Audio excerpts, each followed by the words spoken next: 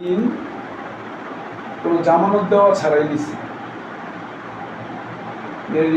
ঋণ নেওয়ার বিনিময়ে কোনো কিছু বন্ধক টন্ধক কোনো কিছু রাখে না।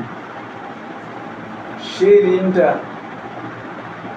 যে দাবি করবে তার দখলে নাই, এমন কোনো অস্থাবর সম্পত্তি তার দখলে নাই। যে দাবিদার, যে জিনিসটা আমার, এই সম্পত্তির যে সুবিধাগুলি আছে এগুলি দেওয়ানি আদালত দিয়ে সে যদি আদায় করতে পারে, তখন ওই সমস্ত দাবিগুলিকে নারীর যোগ্য দাবি বলে, যেগুলোর মধ্যে জামানত না থাকলেও অস্থাবর সম্পত্তির সুবিধাটা আদালত দিয়ে পাওয়া যাবে। জামানত নাই কিন্তু এই ঋণটার কোনো যদি অস্থাবর সুবিধা থাকে, যে অস্থাবর সুবিধা, কিন্তু স্থাবর সুবিধা বলে না, অস্থাবর সুবিধা যদি আদালত দিয়ে আদায় করে দেওয়া যায়, এমন ধরনের দাবিগুলিকে নারীর যোগ্য দাবি বলে।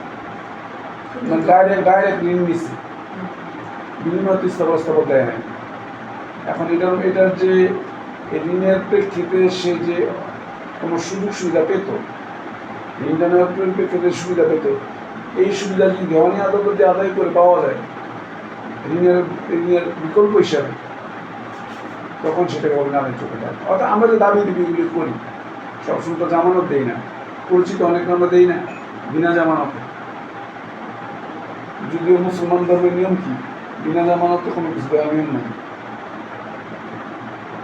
মুসলমানদের কোরআনে কিন্তু মানা আছে, বলছে কোরআনে সূরা বাকারার 188 আয়াতে, যদি তোমরা লেনদেন করো তাহলে এটা দুজন সাক্ষী রেখে লেনদেন করো, এবং এর মধ্যে কেউ লিখতে পারে সেই জন্য লিখতে হবে। যত কাছের হোক, এটা আল্লাহর কথা, এবং এটা আমরা মানি না বলি তো এই মন বসাবসি ভুল বোঝাবুঝি লাগে। বলে আল্লাহ বলছে আমি কি করি। আপনার কাছে তোমার 10,000 টাকা চাইলাম, ভরসার কথা তো আমি বলি না। মুসলমানদের সূরা বাকারা আমি ভুল না করে থাকলে 188 নম্বর আয়াতে এটা আছে, লিখে রেখে লেনদেন করো। লেনদেন মানে লিখিত। কারণ আল্লাহ জানে যে আমাদের জবানে ঠিক নেই, এখানে আমরা জানে জবান নষ্ট করবো,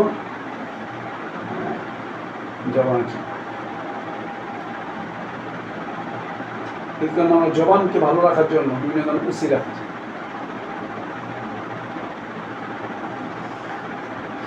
কারণ আল্লাহ তো জানে মানুষের ভিতরে কি আছে। এটা হচ্ছে নারীর যোগ্য দাবি। আমরা যদি ভিতরে পড়ি তাহলে আমরা কি দেখবো, নারীর যোগ্য দাবি দুই প্রকার। একটা জামানত ঋণ হইতে পারে, অথবা দাবিদার দখল নাই এমন কোনো অস্থাবর সম্পত্তির সুবিধা হইতে পারে। এটা সরাসরি জামানত ঋণ কোনো ঋণ, মনে করেন যে কেউ আমি 20,000 টাকা দিলাম, এটা হইতে পারে। অথবা আমার দখলের নাই এমন কোনো অস্থাবর সম্পত্তি যদি আপনি সুবিধা নিতে থাকেন, এটা মুখ করানো যায়, আপনি এটা সুবিধা নিচ্ছেন। আমার একটা মুভেবল ভ্যান গাড়ি আছে, আপনি এটা দিয়ে সুবিধা নিচ্ছেন।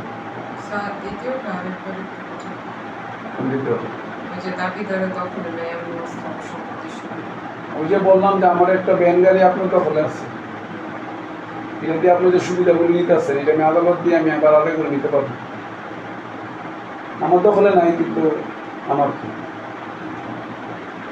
তো দাবিদার দখল নেই এমন কোনো অস্থাবর সম্পত্তির সুবিধা, কেউ যদি সুবিধা নেয় এটা আপনি আদালতের মাধ্যমে দাবি করতে পারবেন। আর আপনি যদি কাউকে জামানত ঋণ দেন তাহলে আপনি আদালতের মাধ্যমে দাবি করতে পারবেন, দুইটা ম্যাটারে আপনি দাবি করতে পারবেন। এটা হচ্ছে নারীর যোগ্য দাবি। এটা আমি যখন ল পড়ছি তখন আমি বুঝি নাই আইনি কি প্রমাণ ছাড়াই কিছু হয়।